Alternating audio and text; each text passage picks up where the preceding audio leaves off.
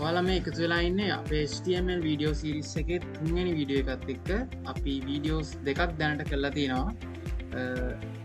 මං හිතනවා ඔය වීඩියෝස් දෙක ඔයගොල්ලෝ බලන්න ඇති කියලා. ඊට පස්සේ දැන් ඒ කලින් වීඩියෝ එකේ මම කතා කළා බේසික් ස්ට්‍රක්චර් එක හදාගන්නේ කොහොමද? ඒ වගේ දේවල් ටිකක්. අද මම කතා කරන්නේ links ගැන, එතකොට images ගැන සහ list ගැන. මුලින්ම අපි බලන්න ඕන hyperlinks කියන්නේ මොනවද? ඒක ක්‍රියේට් කරගන්නේ කොහොමද? ඊට පස්සේ images ගැන පළවෙනි වීඩියෝ එකකිනුත් කතා කරා. මම මෙතන පොඩ්ඩක් in deep කතා කරනවා. එතකොට CSS උත් ඇඩ් කරන්න බලාපොරොත්තු වෙනවා. ඊට පස්සේ ordered list කියන්නේ මොනවද? unordered list කියන්නේ මොනවද? ඒවා use කරන්නේ කොහොමද? ඊට පස්සේ li කියන tag එක use කරන්නේ කොහොමද කියලාත් කතා කරන්න බලාපොරොත්තු වෙනවා. අපි යමු වීඩියෝ එකට. මුලින්ම අපි ෆයිල්ස් ඒ කියන්නේ VS Code ඕපන් කරලා ෆයිල් ටික හදාගමු. මේක හදලා තියෙන්නේ ඒක ඩිලීට් කරමු.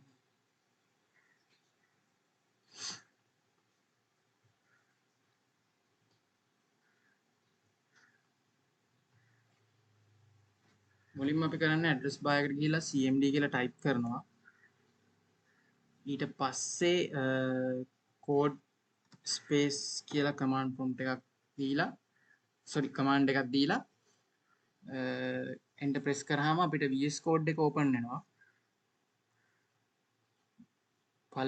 දෙවෙනි වීඩියෝ එක බලුවා නම් ඔයගලන්ට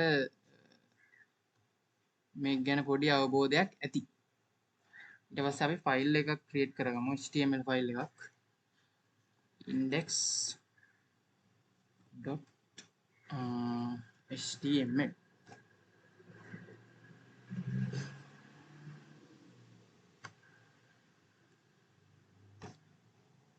මේක තමයි බේසික් ස්ට්‍රක්චර් එක HTML.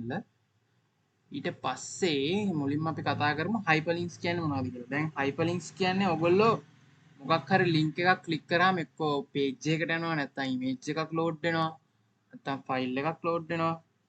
ඒ වගේ link එකක් click කරාම තව page එකකට නැත්නම් image එකකට redirect වෙන එකට තමයි අපි hyperlinks කියන්නේ.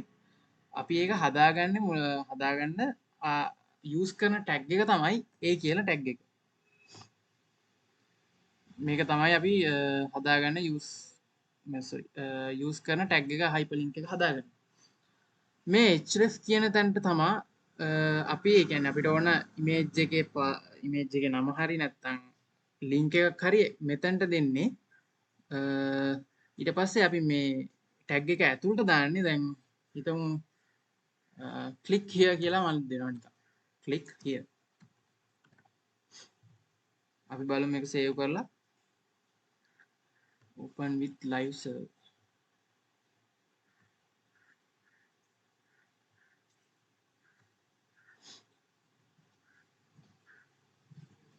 ඔයගලන්ට පේන ඇති මෙතන click here කියලා වැටලා තියෙනවා. ඒ කියන්නේ මේ ඒ tag එක ඇතුලේ අපි type කරපු එක. ඊට පස්සේ මේක click කරාට මුකුත් වෙන්නේ නැහැ. මොකද අපි මුකුත් link එකක්වත් දීලා නැහැ. මම දැන් link එකක් දෙන්නම්. අපි බලමු W3 school.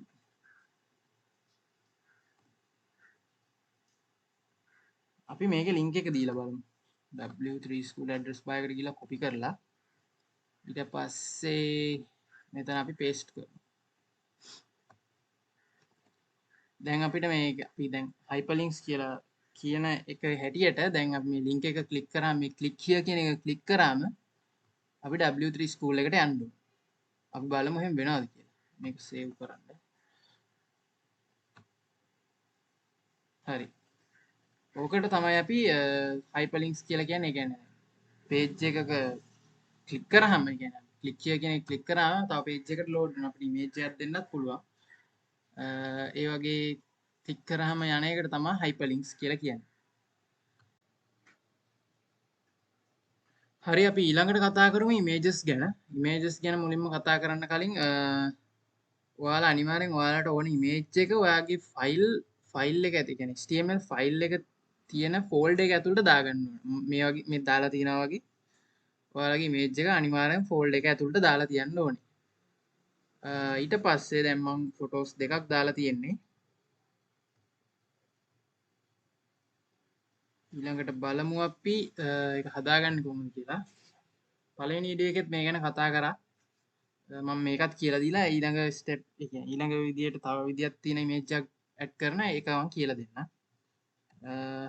img කියන ටැග් එක තමයි අපි මේකට යූස් කරන්නේ. img මේ src කියන තැන දාන්නේ මේ ඉමේජ් එකේ නම jpg කියන ෆයිල් එකත් එක්කම ඒ කියන්නේ jpg කියන එක්ස්ටෙන්ෂන් එකත් එක්කමයි දාන්නේ. අපි මුලින්ම දීලා බලමු w.jpg ඕල්ට් එකට දාන්නේ අපි ඕල්ට් එකට දාමු නිකන් wallpaper කියලා. wallpaper මෙහෙම තමයි ඉමේජ් එක එන්නේ.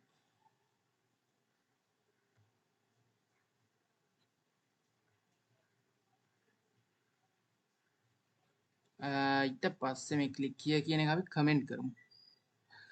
ඔයාලට ලේසියෙන් කමෙන්ට් කරන්න පුළුවන් මේක සිලෙක්ට් කරලා control එක අර forward slash කියලා තියෙන එක. ඒක ක්ලික් කර මේක ප්‍රෙස් කරපු ගමන් ඕගොල්ලන්ගේ ලයින් එක කමෙන්ට් වෙනවා. ලයින් එකක් හෝ ලයින් දෙක තුනක් පුළුවන් ඕනත ගානක් පුළුවන් සිලෙක්ට් කරලා එකපාර control plus forward slash එක ප්‍රෙස් කරන්න. ඊට පස්සේ දැන් සේව් කරමු.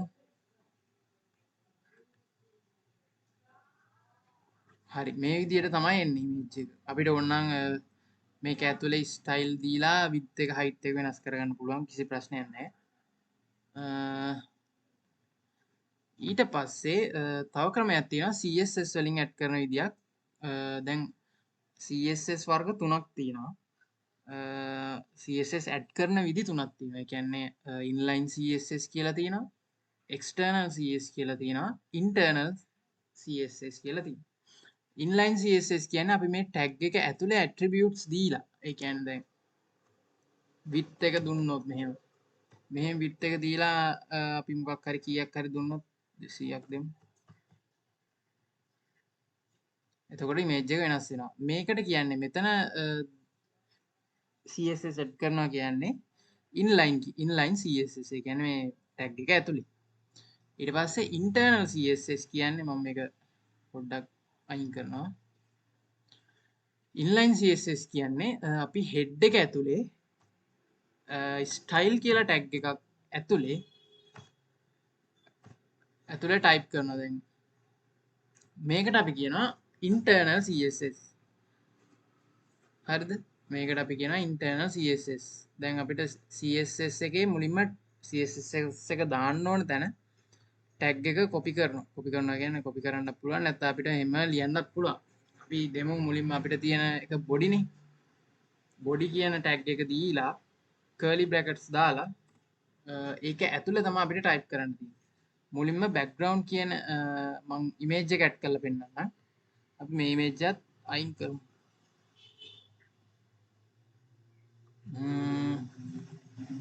ඔය image එකත් අයින් වුණා. ඊට පස්සේ මම දෙනවා background කියලා attribute එකක්. background.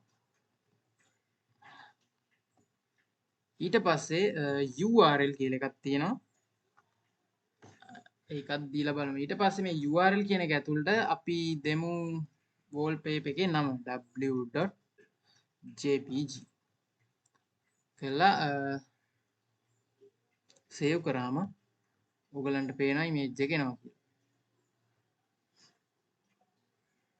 මේකට අපිට තව දාන්න තියෙනවා attributes දාන්න තියෙනවා තව background size කියලා එකක් තියෙනවා. ඔයගලන්ට CSS ඉස්සරහට කියලා දෙයි.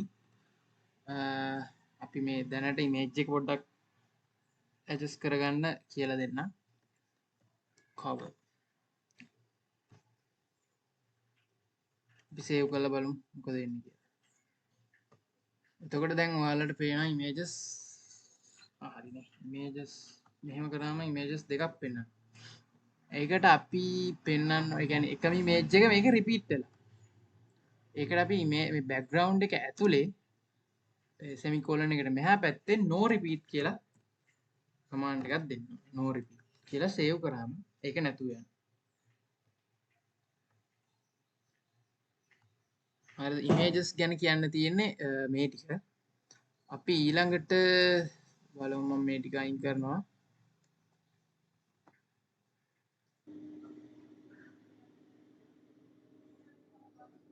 හරි මට ඔයගලන්ට කියලා දෙන්න බැරුණා මේ ඉමේජ් එක දැන් මම කමෙන්ට් එක අයින් කරන්න. මේ ඉමේජ් එකේ දැන් wallpaper කියන මේ alt කියන එකෙන් වෙන්නේ මොකක්ද කියලා. ඒ ඇට්‍රිබියුට් එකෙන් වෙන්නේ දැන් ඔයා හදිස්සියවත් දැන් මේ ඉමේජ් එක අපි සේව් කරලා බලමු. මෙතන ඉමේජ් එක වැටෙනවානේ. දැන් හදිස්සියවත් අපි ඉමේජ් එක දුන්නේ නැහැ. ඉමේජ් එක අයින් කරාම ඉමේජ් එක වෙනුවට මෙන්න මෙතන wallpaper කියලා පෙන්නනවා. wallpaper හරි ඔයගොල්ලෝ මෙතනට දෙන name එක පෙන්නනවා. ඒක තමයි alt කියන එකෙන් කරන්නේ. SRC එකෙන් කරන්නේ ඉමේජ් එක පෙන්නන එක. alt කියන්නේ ඉමේජ් එක නැත්තම් ඒකට අදාළ මේ word එක පෙන්නන එක. හරි අපි ඊළඟට යමු ordered list සහ unordered list වලට. ordered list කියන්නේ මුලින්ම ඒ කියන්නේ දැන් අපිට countable ඒ කියන්නේ ගණන් කරන්න පුළුවන්. ඒ කියන්නේ 1 2 3 4 වශයෙන් list එකක් පෙන්නන එකට තමයි ordered list කියලා කියන්නේ. එතකොට unordered list කියන්නේ bullet points වශයෙන් අපිට පෙන්නන list එකට. අපි බලමු මේක ප්‍රැක්ටිකල් එක කරලා එතකොට ඕගලන්ට අයිඩියා එක එයි. මුලින්ම අපි ordered list කියන එක බලමු. ordered list කියන එකට ඒ කියන්නේ ordered list එක use කරන්න අපි ගන්න tag එක තමයි OL කියන tag එක. කියන්නේ ordered list. හරි ලේසි ඒක. ordered list. ඊට පස්සේ මම කිව්වා list කියලා එකකුත් කතා කරනවා කියලා. ඒ කියන්නේ li කියන tag එකකුත් කතා කරනවා කියලා. li කියන tag එකෙන් කතා කරන්නේ list කියන එක. ordered list එක ඇතුලේ තමයි li කියන tag එක use කරන්නේ. අපි බලමු li කියලා tag එක දාලා මේක අපි කමෙන්ට් කරමු. li කියන tag එක දාලා නිකන් save කරලා බලමු. ඔයාලට දැන් මෙතන 1 කියලා පෙන්නනවා. මම මෙහෙම list එකක් හදාගෙන යනවා 6ක 7ක විතර. අපිට පොඩි shortcut key එකක් තියෙනවා shift එකයි alt එකයි. ඒ කියන්නේ down arrow key එකයි arrow key down එකයි. මෙහෙම press කරාම අපිට මේ උඩ තියෙන line එකම copy කරගන්න ලේසි. මොකද්ද shift එකයි alt එකයි down arrow key එකයි. හරි නේද? එතකොට මම මේකේ type කරනවා. එතකොට දැන් මේක මම නිකන් save කරොත් ඔයගලන්ට මේ අංක ටිකක් පේනවා. ඒ වගේම අපි මේකට දාමු මුලින්ම HTML ඊට පස්සේ CSS පස්සේ JavaScript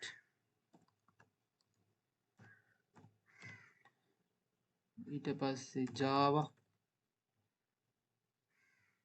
C දා C++ ඊට පස්සේ Python වගේ නිකන් ලිස්ට් එකක් හැදුවා.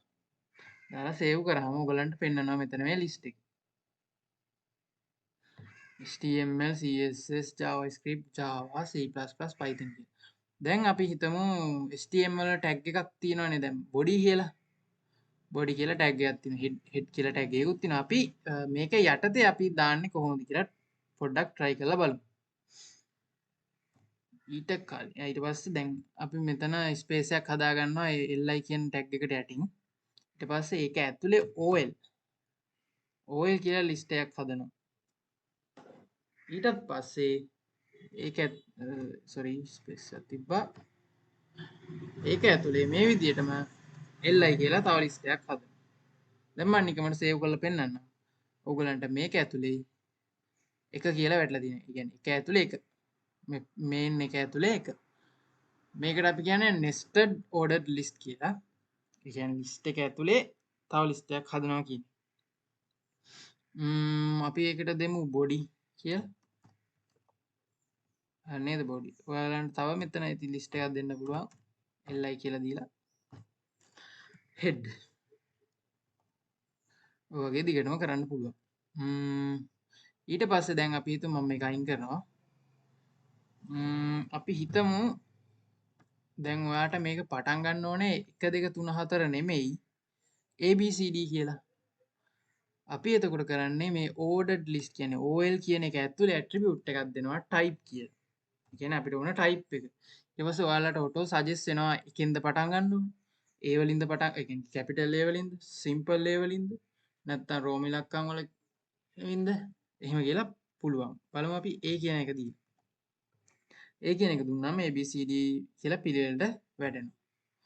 අපි බලමු සිම්පල් I කියන්නේ රෝම ඉලක්කම් I කැපිටල් නේ. ඒකෙත් මේ විදිහට වැටෙනවා. ඒ විදිහටම තමයි unordered list කියන එක. unordered list කියන එකේ වෙනස තමයි ඒකට අපි use කරන්නේ UL කියන එක unordered list. ඒකේ bullet point වශයෙන් තමයි අපිට list එක දෙන්නේ. මම මුලින්ම මෙතන list එක copy කරන්නම් මෙහෙම. ඒක ලේසි අපිට කරලා save කරමු. දැන් ඔයගලන්ට පේන ඇති bullet points විදිහට තමයි අපිට මේ words එකේ list එක හම්බෙන්නේ. අර විදිහටම nested list එකක් ගන්නවා නම් ඔයාලා මුලින්ම කරන්න ඕනේ space ඒ කියන්නේ space එකක් හදා ගන්න ඔයාලට ඕන එකට යටින් ඊට පස්සේ UL කියලා ගන්නවා. ඒ කියන්නේ unordered list. ඊට පස්සේ ඒක ඇතුලේ ගන්නවා list. මේකත් ඊළඟට list. අපි බලමු මොකක්ද වෙන්නේ. ඔයාලට bullet points වල ඒක ඇතුලේ හම්බෙනවා ඒ කියන්නේ nested unordered list කියන එක. අපි මේකට මොන හරි දීලා බලමු. ඒකත් head. ඊළඟ එකට li කියලා දුන්නා. body. මේ විදිහට type වෙනවා. හොඳයි අද අපි කතා කරේ එතකොට මුලින්ම කතා කරා hyperlinks ගැන. ඊට පස්සේ කතා කරා images add කරන විදි දෙකක්. ඊටත් පස්සේ කතා කරා ordered list කියන්නේ මොනවද, unordered list කියන්නේ මොනවද. ඊට පස්සේ අන්තිමටම කතා කරා ඒ කියන්නේ ordered list එක ඇතුලේ li කියන tag එක use කරන්නේ කොහොමද කියලා. අද වීඩියෝ එකෙන් කතා කරන්න තියෙන මේ ටික තමයි. අනිවාර්යෙන් මොකක් හරි ප්‍රශ්නයක් තිබ්බොත් කමෙන්ට් එකක් දාන්න. අපි අනිවාර්යෙන් රිප්ලයි කරනවා.